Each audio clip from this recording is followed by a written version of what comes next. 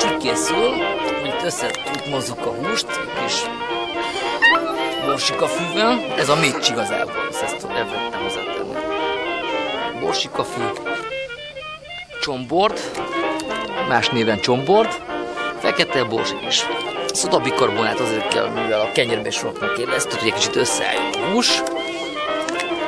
Apróra vágott fokhagyma kell hozzá, marhahús darálva, sertés, bárány az hiányzik, de az jól jönne, hogyha lenne benne.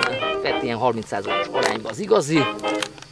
Ezt jól össze kell dolgozni, és hagyjuk állni.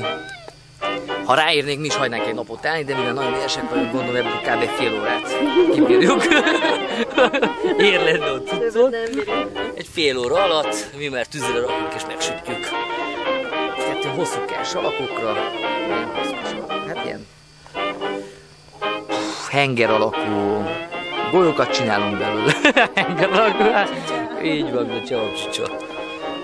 És utána parás föl megsütni, az igazi. És ebben kapcsolódok.